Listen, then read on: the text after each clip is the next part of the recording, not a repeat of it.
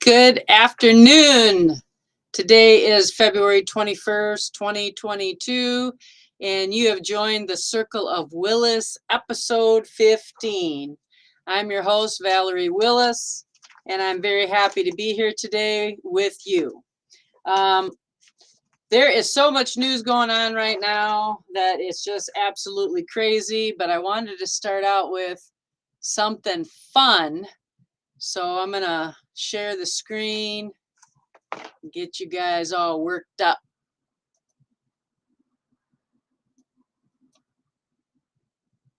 Because, let's see, it's called the Canberra Clap. Okay, here we go.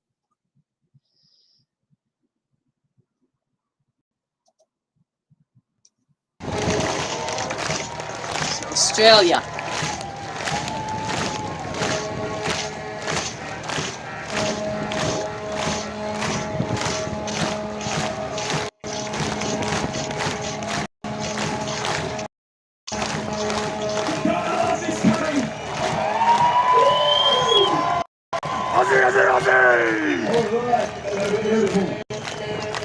Ladies and gentlemen, who out there has been speaking out and been blocked on the... We'll play it one more time. And they show the full crowd, don't they?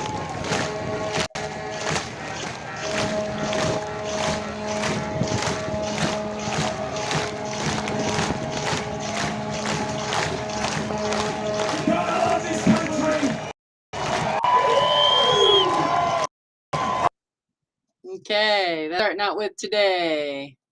That's our Aussie brothers and sisters doing their freedom march down there.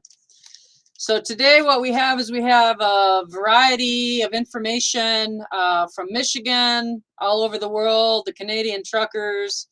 And there's a lot of things going on in Michigan. I'm going to start out with Michigan news today. And the first one we're going to start out with is I am running with the Constitution Party for U.S. Taxpayers Party, also known as the Constitution Party nationally, as a candidate for governor for Michigan. And they recently have gone through some issues because when the U.S. Taxpayer Party was originally created, it was the United States Taxpayers Party, both statewide and nationally. Now, the National Party has changed its name to the Constitution Party some years ago. And now the U.S. Taxpayers Party is trying to change its name to the Constitution Party, so they're aligned. So there is a House Bill 4425. Substitute H1 is passed by the House, been passed by the House. And it was completed February 16, 2022. The bill would amend the Michigan election law to allow a qualifying state-level political party to change its name to that of the national political party if the national political party affiliate changed its name, which did happen. And this is going through the House right now, and we're very excited about it because in the fall, when it goes through, the Constitution Party name is on the ballot. And the people that are running as candidates for the U.S. Taxpayers Party right now will be candidates for the Constitution Party in the fall. And people are looking for people to believe in and stand up for, and they are looking for candidates just like us. So say a prayer for us and a prayer that our legislatures vote this in and get this done before the fall.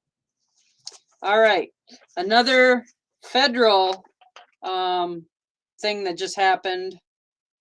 Well, this happened quite a while ago. Federal judge blocks vaccine requirements for healthcare workers in 10 states. So that's been done. Speaking of that, there is a very good video of Governor Newsom to unveil shift to endemic approach to COVID. But what I want you to pay attention to in this video is how the newscasters tell you there's no COVID emergency at all. That's the key with this video. So let's watch this one. Governor Newsom to unveil shift. Here we go.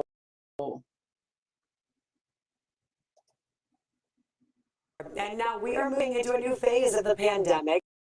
That's a big announcement. Okay, I'm gonna start that one over again. Into a new phase of the pandemic. That's a big announcement we're expecting from Governor Gavin Newsom today. He outlined the state's new approach to deal with COVID. According to the CDC, new cases have declined almost 92% from the height of the Omicron surge last month, allowing more states to loosen their restrictions. CBS 8's Kelly Hessedal has a preview of what the governor will be talking about today. Okay, and I'm stopping it right there because what I wanted to share with you was the fact that COVID cases are down 92%. There's no emergency.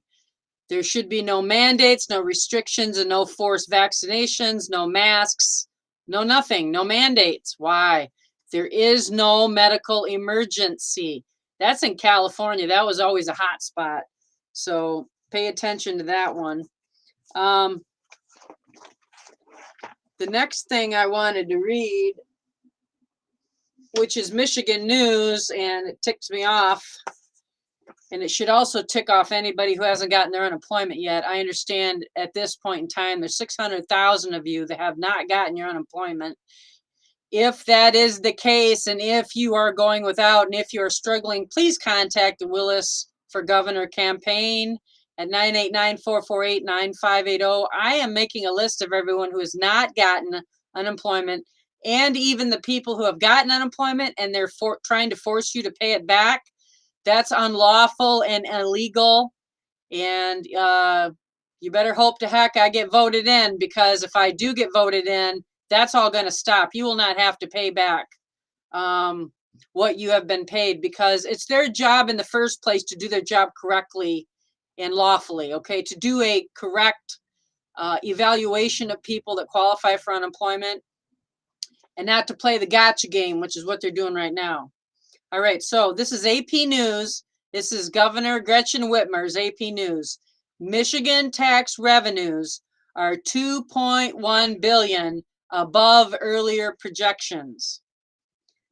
Lansing, Michigan. Projected tax revenues in Michigan's two major accounts will be $2.1 billion higher than previously anticipated over 2 years, driven by increased federal unemployment. Now, you know why they have so much money in their accounts, don't you? Because they're not paying out the unemployment. Okay, they're stealing from the people and keeping it themselves. And it's frauding the people out of unemployment and not paying the people unemployment. This will be investigated by my campaign. All right, another cool thing. And make sure I get this guy's name right. Adam Andrew Juski. The depth of the swamp. Now, this is a video I want to play a little bit, and I'm not going to go in deep depth. I'm going to play like about 5 minutes of it. I'm not going to go in deep depth this video. I'm doing a special video all by itself where I play the entire video and we discuss it in depth, because it has to do exactly with the state governments, the county governments, and the local governments. How deep does the swamp go? So we're going to play this one next. And this was a, come here. This was a video from Hillsdale College. And it's a very good video. And he's the founder of Open the Books. Okay, now I'm going to rewind it and play it. Okay, here we go.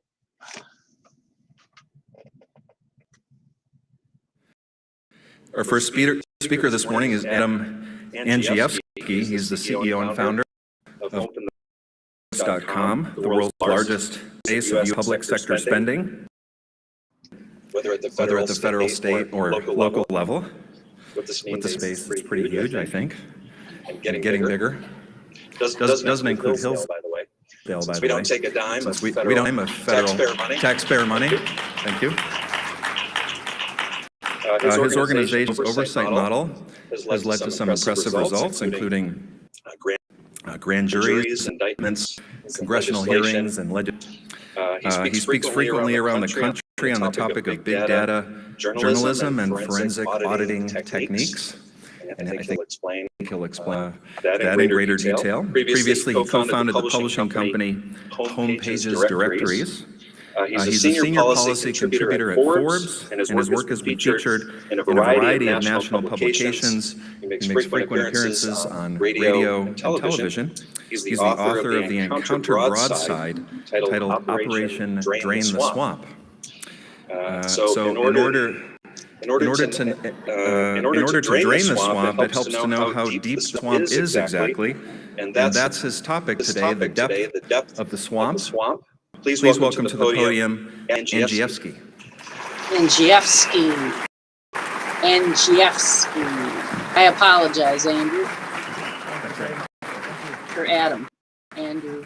Adam. Tim Casper, thank you very much for that kind introduction. President Bell, supporters of Hillsdale College, thank you. Thank you for this opportunity to share our mission and vision. In 2017, published on the editorial page of the Wall Street Journal and aired on the Fox News Channel, our organization at OpenTheBooks.com launched our oversight report of the Ivy League colleges. And I know of no better example of the depth of the swamp, the true size, scope, and power of the federal government. Here's found. Over the 6 years of our report, 8 schools of the Ivy League collected $42 billion of U.S. taxpayers' subsidies, special tax breaks, and direct federal payments on contracts and grants. Tax dollars, people. We compared the Ivy League's federal contracting business on the direct receipt of federal contracts and grants at $25 billion versus their educational mission. They only collected $22 billion worth of undergraduate student tuition in the 6-year period. They are more federal contractor today than they are educator. And we found a lot of taxpayer abuse in their federal grants. Cornell University, they took $1 million on a study where it hurts the most to be stung by a bee. Columbia University, they took $5.6 million to create fake voicemails from the year 2065 describing the world after it's been decimated by climate change. The Ivies can't make the argument that they need taxpayer subsidies. They have a collective endowment of $120 billion. So here's our conclusion. There is no public purpose for working class taxpayers, for middle class taxpayers, for any of us to subsidize the wealthy Ivy League.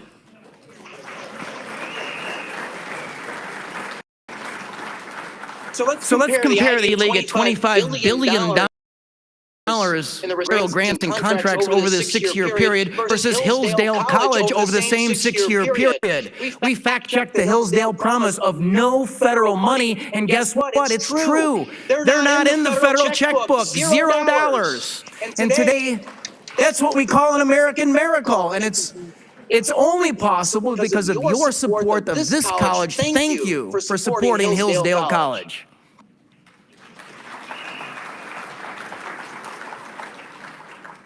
As many of you know, I'm from Illinois, and it is the Super Bowl of corruption.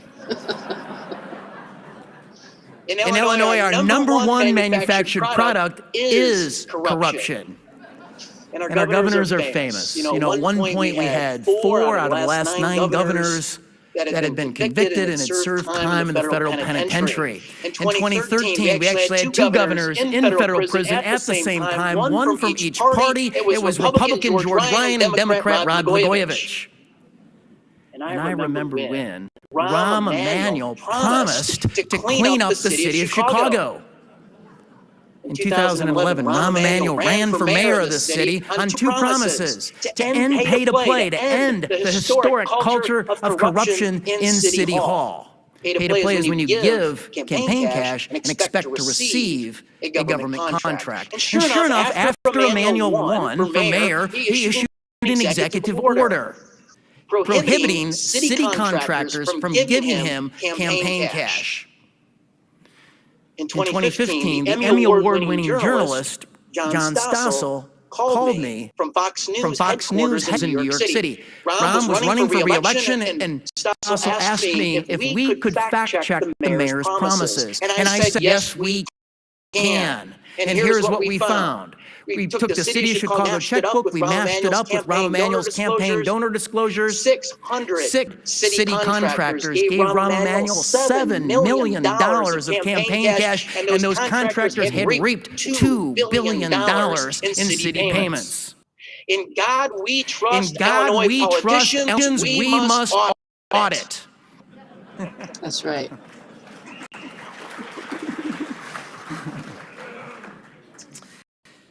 I am hopeful and optimistic about our future, despite the corruption in Illinois and across the country. Because you and I, we have been given the greatest gift in the last 5,000 years of human history. We've been given a Constitution that recognizes our inalienable rights. Unalienable. Our rights come from God and not government, and we instituted a government to secure our rights. And our founders knew that we needed the tools to hold that government accountable. Our founders knew that knowledge is power. And they recognized the power of transparency, and they wrote it into our founding documents. And it's Article 1, Section 9 of the U.S. Constitution, and it states that a regular statement and account of the receipts and expenditures of all public money shall be published from time to time. Today, there's a simple interpretation. Post every dime online in real time. Open the books. Open the books.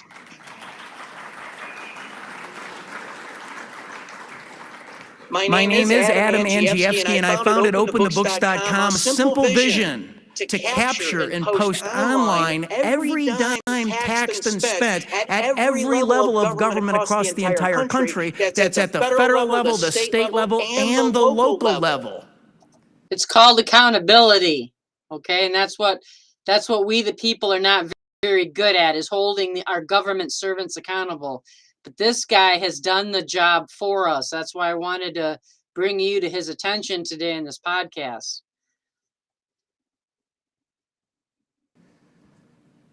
Our vision is to empower regular people where they live, to hold the political class accountable for tax and spend decisions. And our honorary chairman is the former legendary U.S. Senator from Oklahoma, Dr. Tom Coburn. In 2013, Coburn made the Time 100 Most Influential Persons in the World list, and we are privileged to be locked arm in arm fighting these battles in the same trench with Dr. Tom Coburn. We've had a lot of success capturing data. We are the world's largest private database of public sector expenditures. And here's what our database is comprised of. At the federal level, since the year 2001, all disclosed federal spending. At the 49 out of 50 state checkbook spending, most going back 10 or a dozen years. Okay, I'm going to pause him for a minute now. His records go back 10 years for 49 states. That is very, very good for we the people. When we go forward and want to know, where did the money go for roads, for instance, or schools or whatever, you can follow the money trail and find out where it actually went. At the local level, in 50,000 of the most substantial public bodies in the country, for the first time in U.S. history, we've compiled virtually every single public employee's salary record at every level of government. Last year, we compiled records from 23 million public employees' salary and pension records.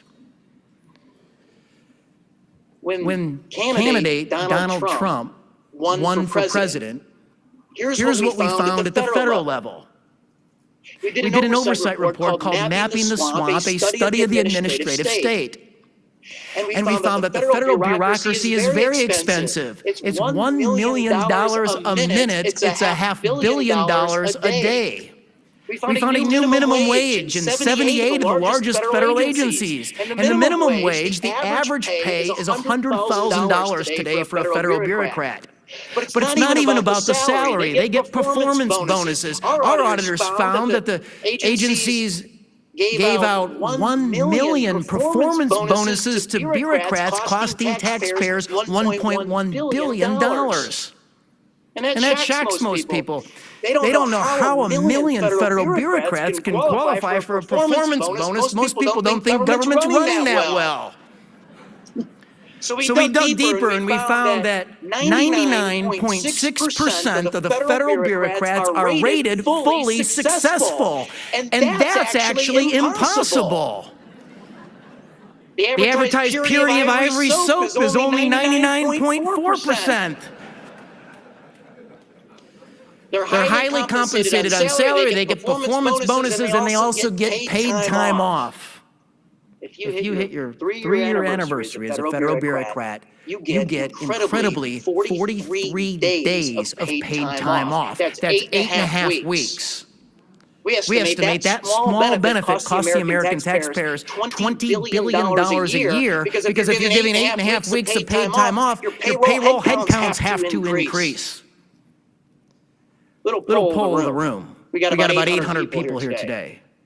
Who receives 8.5 weeks of paid time off, 43 days? We got one guy. That's it in the entire room. This isn't France. We also have transparency problems because the federal bureaucracy gets pensions. Except you and I, we help fund those pensions. We guarantee those pensions. And you and I don't get to see those pensions. You see, under existing Federal Freedom of Information Act law, when a bureaucrat retires or you're a member of Congress, their retirement payout is considered private information, and we need to change that law.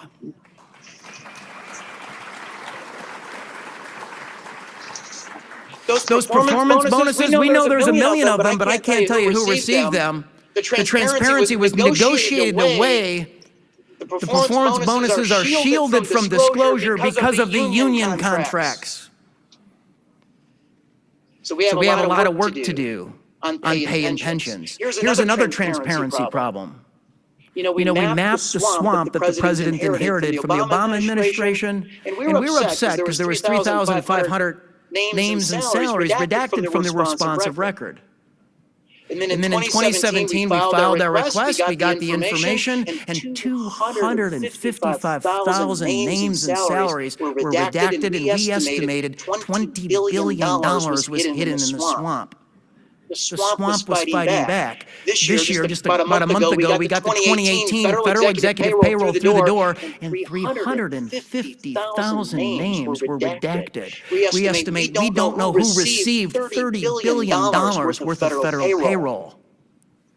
You and I, we have a lot of work to do. Simply open the books and hold the administrator accountable. But consider this. The federal swamp is dwarfed by the state and local swamps. At OpenBooks.com, I can tell you that there are 2 million public employees across the entire country at the federal, state, and local level who are highly compensated. Okay, that's as far as I'm going to go with this video, because I'm going to do an in-depth statement by statement back and forth with him of what he's saying. But the most important thing he just said is, we think the federal swamp is bad. Wait till you get to the local and the state swamps. They're worse, okay? They're worse, my friends. What does that mean? We, the people, have not done our due diligence to supervise our public servants. We've not done it. What have we done? We've run away and said, let somebody else take care of it. That's why we have so many problems. It's our fault. It's our fault. Okay, I've been involved in politics now for 6 years, going on 7 years. I've been out in the field talking to people. I've been working to help Trump, working to help other candidates get in, helping myself to get into the government to make a difference, okay, to make a change, to clean the messes up, to start having government work for us, for we the people. That's why I am running. So I'm gonna do a special video just on Adam. He's got a lot to say and a lot of information. We're gonna be using it in the future to understand what is really going on and where the money goes. He had another article here that I'm gonna read over real quick. He listed the costs of the gear left behind by Biden and his surrender to the Taliban this year in a recent presentation. Okay. The list includes 600,000 weapons, 75,000 military vehicles, 16,000 pieces of night vision equipment, hundreds of airplanes, helicopters, and much more. And he's got them all written here, all the quantities and everything else. And he shared how the Biden administration turned the Taliban, quote, into a major U.S. arms dealer for the next decade. So Adam and his openthebooks.com is very, very important. And like I said, we're going to be doing another video on that in depth. And what I want to do in that video is take you inside his website, show you how to use it, and show you how to get information on your local village, township, county, or city government in your state. So that will be one of the future things that you can look forward to in the Circle of Willis podcast in a future episode. So stay tuned for that. All right, so we'll stop sharing that. This week also, the explosive Durham report came out. Okay, and the report from Special Counsel John Durham filing stated that in July 2016, Clinton attorney Michael Sussman communicated with another law partner who was serving as general counsel to Clinton's campaign, alleged by Fox News to be Mark Elias. In the filing, Durham reported that Sussman and a U.S. investigative firm retained by law firm One on behalf of the Clinton campaign, numerous cyber researchers and employees at multiple internet companies were all working together, conspiring to assemble purported data and white papers. They didn't just spy on Donald Trump's campaign. They spied on Donald Trump as sitting president of the United States. It's much worse than what we thought. And that was a quote by Mark Meadows. So there'll be more coming out on the Durham report, which I will share with you little at a time, week by week, as to what new information comes out. Now, what I want to do is take you to the WYLLYS-for-Governor.us website. And we're going to share a screen with you just to show you how to get to it. Show you what's on it.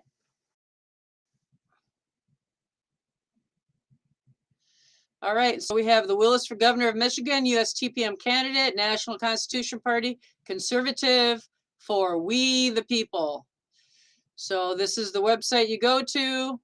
And Valerie Willis, AABA, MAC. I have 3 college degrees, but I've also been a Navy wife of 17 years. I ran as a candidate for U.S. Senate for Michigan in 2020. I came in second in the race.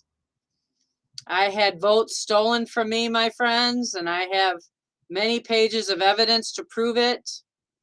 And I'm actually second right now for that race. I was a farmer 19 years, insurance agent 14 years.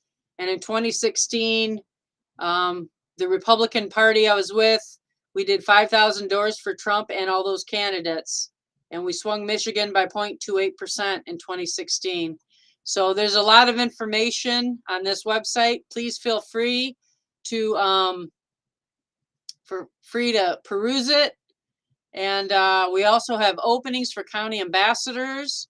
The county ambassadors are the lifeblood of my campaign in each county, and this is a paid position. So if you're interested, Do you like to speak and encourage a group of team people to get work done? Do you enjoy organizing events? We go door to door with your team and get petitions signed. Will you sell t-shirts, buttons, flags, banners, and yard signs off our campaign website? The WYLLYS for Governor campaign needs your help. So when you get a chance, give me a call, 989-448-9580. And offer to help. All right, so now we're going to move to the WYLLYS for U.S. Senate Michigan 2020 race, which we're getting petitions signed right now for the stolen votes of the Michigan 2020 voting, the vote of 2020 in Michigan. And we also need people to volunteer their time here to get petitions signed, because shortly Valerie Willis is going to be going in and filing a lawsuit with the state of Michigan et al. On her stolen votes. And by the way, I also have a newspaper article published the morning of November 5th, 2020, or November 4th, 2020, that showed that Trump won Michigan. And in a future podcast, I will show that, because that will not impact my lawsuit, so I can show that. Here's a video about never conceding. John James conceded, so that took him out of second place and put me into second place. There's all kinds of ways to help also with this website as well. So there's a lot of room for people to step up and help. If you don't know what to do, just ask WYLLYS, because I have a lot of ideas. All right. And so we've got the Circle of WYLLYS podcast. You can follow us on Rumble. Just go to podcastforfreedom.com to see all the videos. Then we have a Patreon channel. You go to patreon.com. Actually, let's see if it's patreon.com or org. Patreon.com. And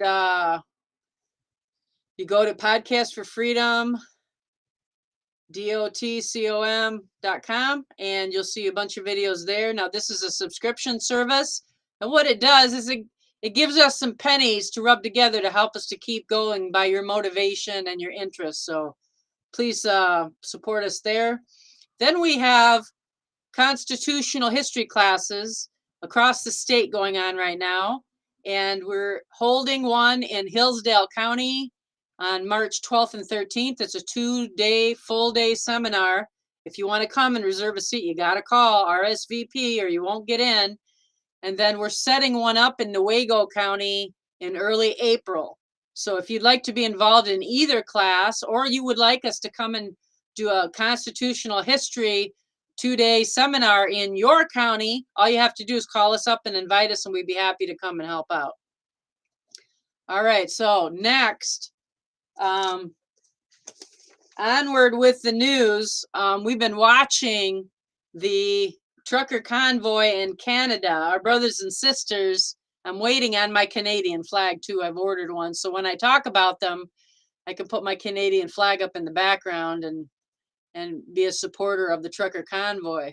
But there's also a convoy on the way to Washington, D.C. Now, the buzz is now that Biden has declared a national emergency on the convoy that hasn't even showed up yet in D.C., which I don't quite understand how he's doing that. But I don't understand why or how he's doing that, but he's doing that. So we're going to start the next section. Probably the next 20 minutes is on the Canadian convoy. And why I'm doing this is history in the making, people.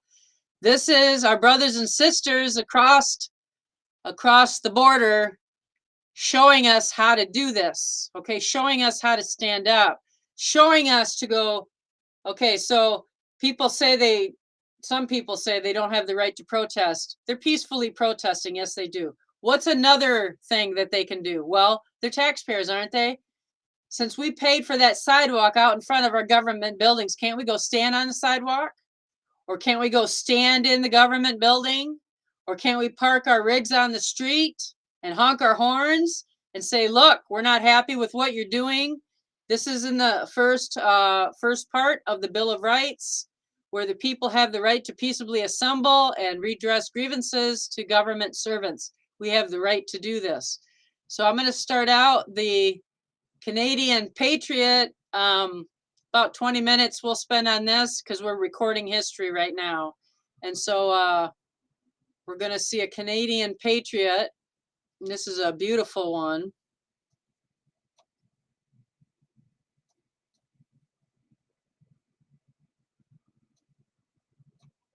There we go. Here we go.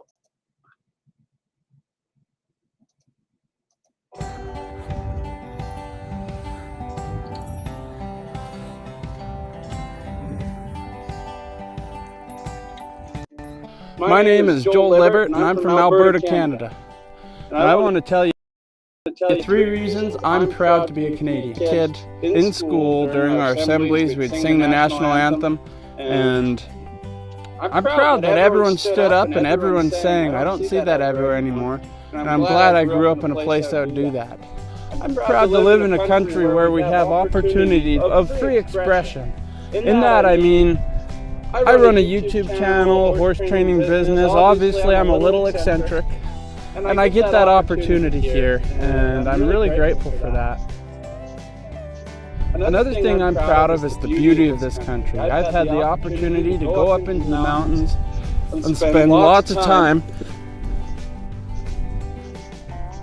exploring God's green earth and white earth. In this world of chaos, I give you a challenge. Comment below, tell me where you're from, tell me why you're proud of it, and then share this post so we can get positive vibes out into everything that's going on today, and we can get patriotism spread throughout Canada and throughout the world. Let's make a difference. Let's make a difference. I love that.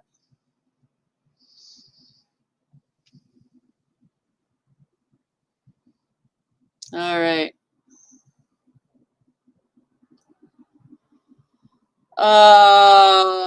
That was beautiful. And we got some more information coming up. Let's see which one I want to go to next. Well, let's do Parliament Hill is now fenced in.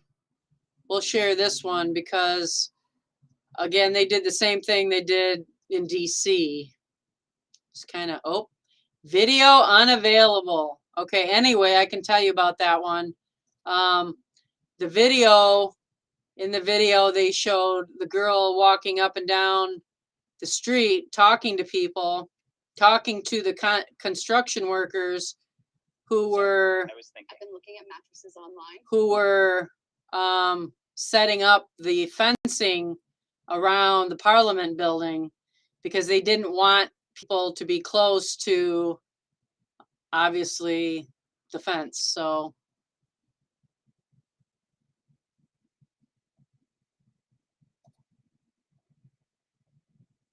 all right, so let's look at a couple more videos now.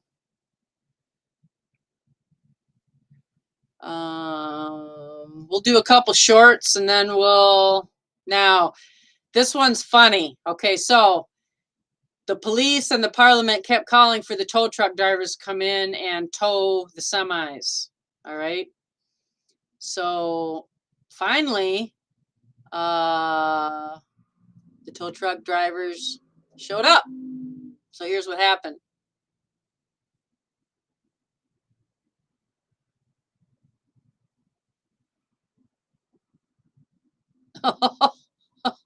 They took that video away too? Okay, wow. All right, so the tow truck drivers showed up and they got in line with all the other trucks. So they were there to support the truckers. They weren't there to tow anyone. So, gosh darn it, every video I'm trying to find has been deleted. This is starting to tick me off a little bit. Okay. Let's see if I can get it again. I'm going to try it one more time. It says it's there, but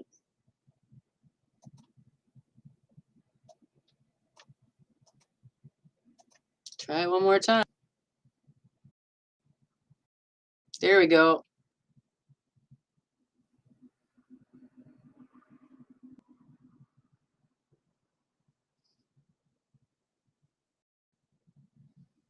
Come on.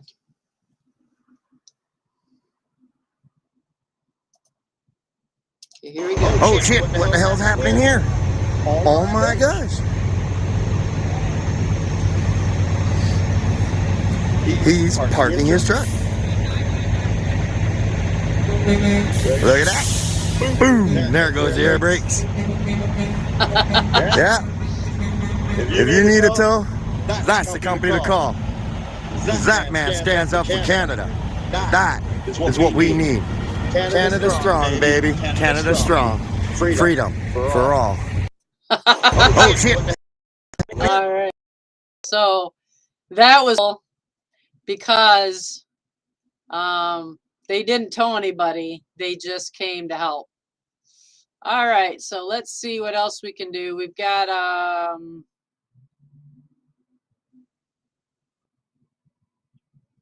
I'm going to do the Dane Lloyd exposes who Trudeau really is in a question period, because Trudeau called a bunch of people bad names, and they wanted an apology, and he basically refused to give an apology. Okay, so let's see. This is Canadian Parliament now. Parkland. Mr. Speaker, I've never seen such shameful and dishonorable remarks coming from this Prime Minister. My great-grandfather flew over 30 missions over Nazi Germany. My great-great-uncle's body lies at the bottom of the English Channel. They're members of this Conservative caucus who are the descendants of victims of the Holocaust. For the Prime Minister to accuse any colleague in this House of standing with the swastika is shameful. I'm giving the Prime Minister an opportunity. I'm calling on him to unreservedly apologize for this shameful remark.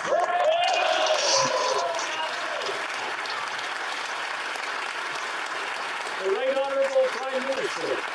Mr. Speaker, Canadians deserve their freedoms back. Mr. Speaker, these illegal blockades that have continued to interfere with people's livelihoods, to interfere with people's daily lives, have to interrupt the Honourable Prime Minister, so ask everyone to calm down so we can hear the answer.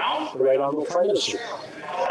Mr. Speaker, the measures put forward in this Emergencies Act are proportional, are responsible, and quite frankly, are completely folded within the Charter of Rights and Freedoms. The steps that we are taking are important and measured to restore order and freedoms to Canadians in this country. That is exactly what we are doing. Well, member for Sturgeon River, Parkland. Mr. Speaker, the lack of an apology from that Prime Minister speaks volumes. I have given this Prime Minister an opportunity to retract a shameful remark where he would accuse any honorable member of this House to stand with a swastika. As I said before, we have colleagues who are the descendants of victims of the Holocaust. I'm giving the Prime Minister one more chance. Will he apologize to all members of this House? The Right Honourable Prime Minister. Even as the members of the Conservative Party are calling to us to take more action over the past 2 weeks on this, they continue to stand with and encourage these illegal blockades. Mr. Speaker, Canadians are watching carefully and see exactly where the Conservative politicians who stood with those blockades are standing. We will stand on the side of Canadians who deserve their lives back, who deserve their livelihoods back. Member for Sturgeon River, Parkland. My apologies, Mr. Speaker. I didn't write these out. But the fact is, I don't know how any member of the government caucus can stand by this Prime Minister when he accuses honorable members of this of standing with a swastika. I'm calling on all members of the Liberal caucus to denounce the Prime Minister. I have given him 2 chances to apologize. He has refused to apologize. Mr. Prime Minister, apologize.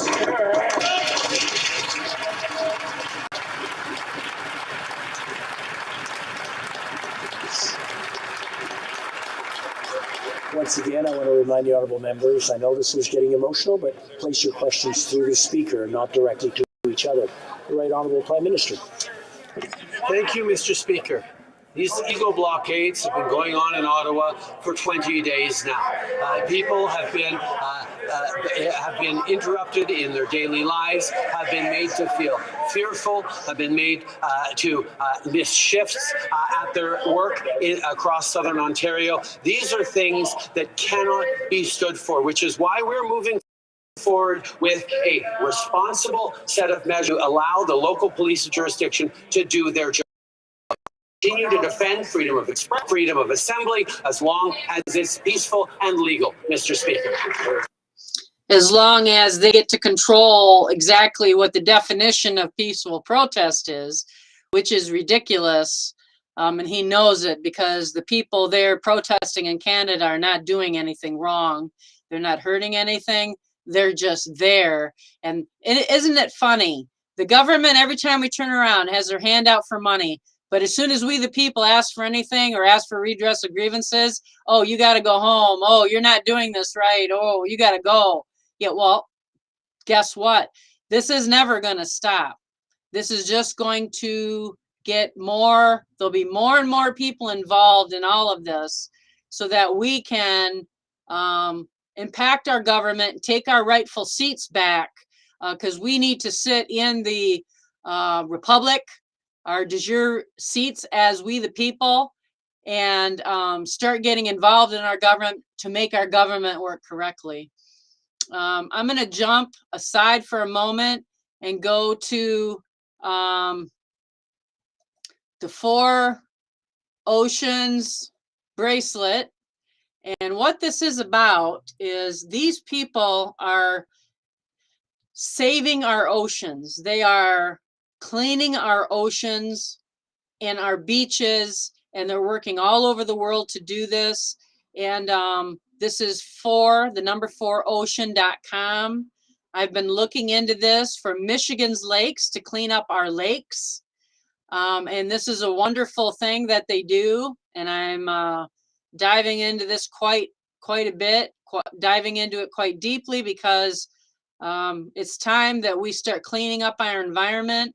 It's obvious that our Democratic friends are no longer friends of the environment, and it's up to us, the conservative patriots, to do this. So support my campaign as we go to clean the land, the air, the water, and the lakes of Michigan. I think that'll be absolutely wonderful. All right, so now we're going to an emergency press conference by the Canadian Freedom Truckers. And you will like this one. I love it. The ones that come in a box? No, a SAFA. The rest. This is 8 minutes, so bear with me, but it's important.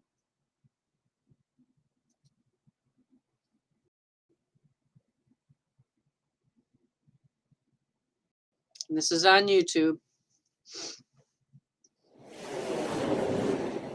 Good afternoon. My name is Danny Bulford. I'm a former member of the Royal Canadian Mounted Police. I was in the RCMP for approximately 15 years. I recently resigned.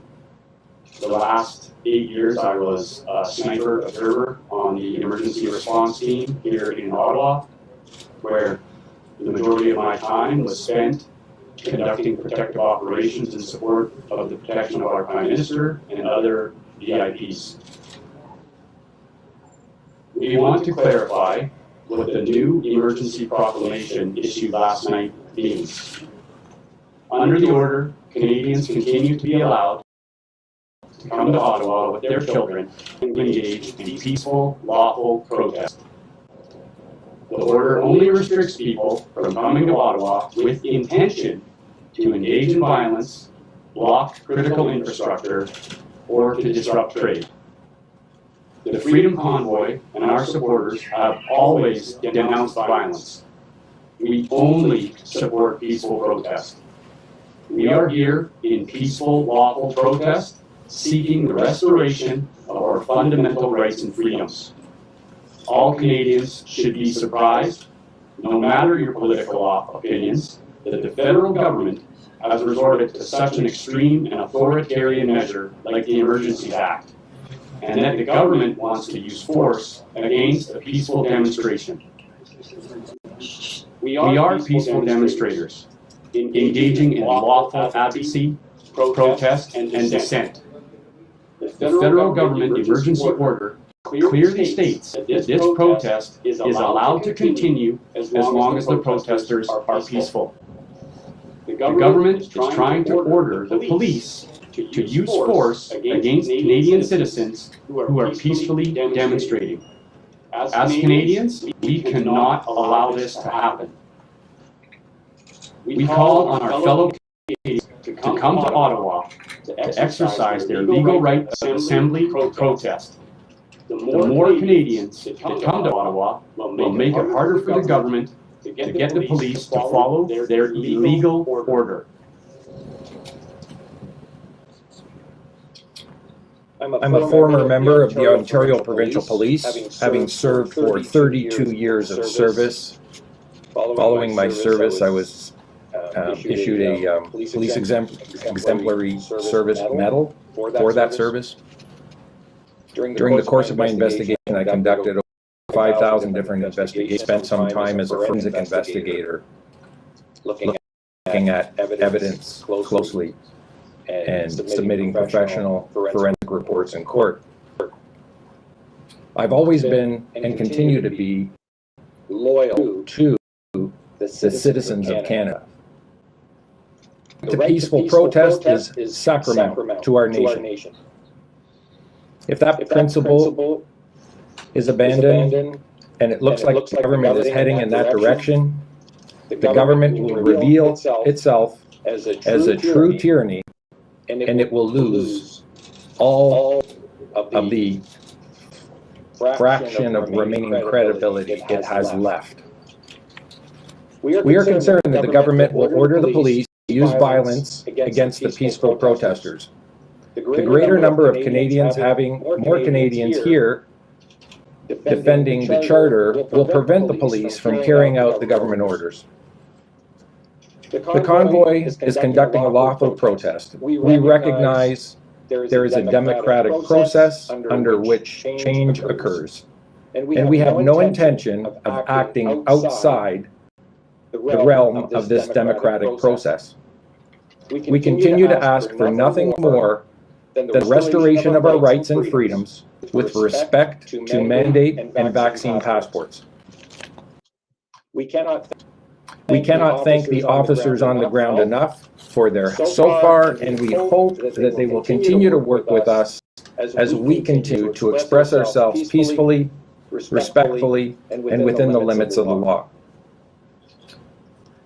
My personal observations as boots on the ground here for the last week and a half has been nothing but love, kindness, friendliness. I have never met so many Canadians that love one another, that feel so patriotic and kind towards one another.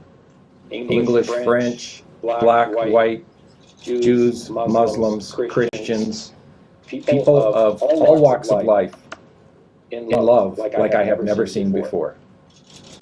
The state-sponsored media reporting seems to be an inversion of reality. We, the police, military veterans, stand for freedoms and democracy, not for the agenda of the World Economic Forum.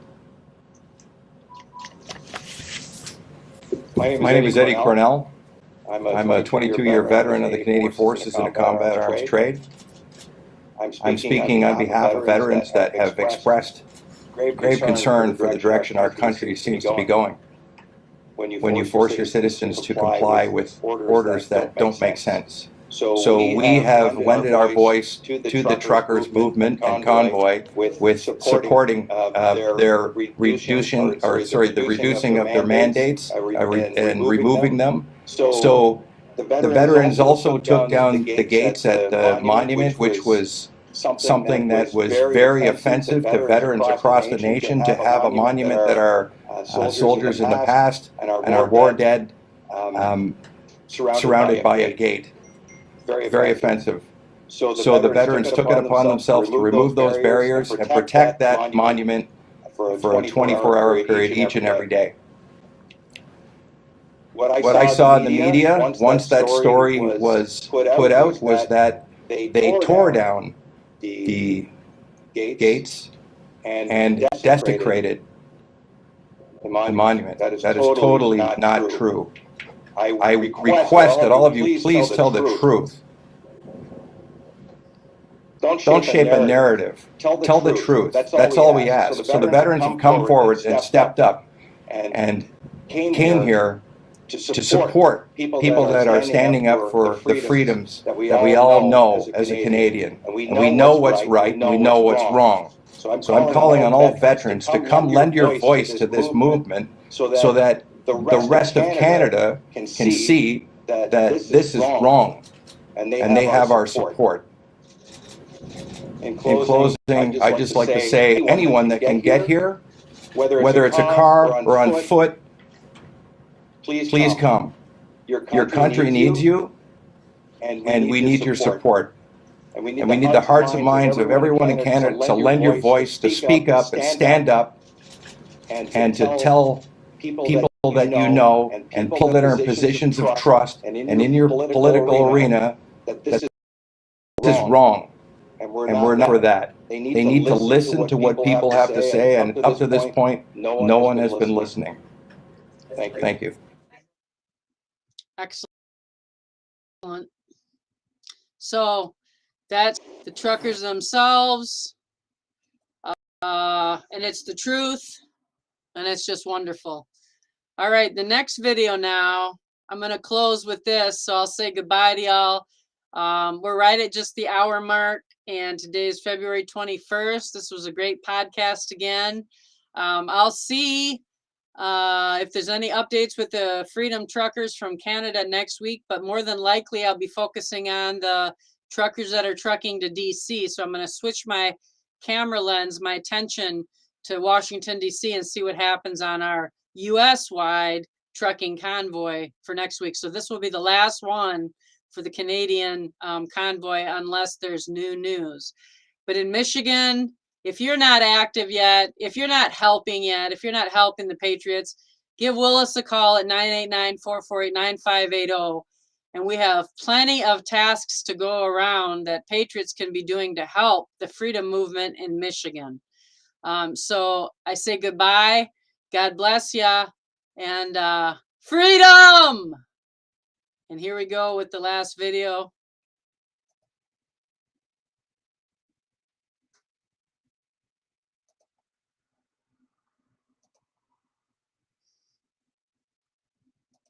A whole army of my countrymen here in defiance of tyranny. Freedom is never more than one generation away from extinction. The federal government has invoked the Emergencies Act. The Emergencies Act is martial law. I mean, they have a tyrant now. I mean, like Justin Trudeau is actually a tyrant. You've come to fight as free men. And free men you are. We didn't pass it on to our children in the bloodstream. The only way they can inherit the freedom we have known is if we fight for it, protect it, defend it, and then hand it to them with the well-taught lessons of how they in their lifetime must do the same. If your truck is being used in these illegal blockades, your corporate accounts will be frozen. What will you do without freedom? Justin Trudeau suspended democracy and declared Canada a dictatorship. Send your semi-trailers home. Will you fight? Against that? No! We will run! And we will live! And if you and I don't do this, then you and I may well spend our sunset years telling our children and our children's children what it once was like when men were free. Aye. Fight and you may die. Run and you'll live. At least a while. And dying in your beds many years from now, would you be willing to trade all the days from this day to that for one chance, just one chance, to come back here and tell our enemies that they may take our lives, but they'll never take our freedom!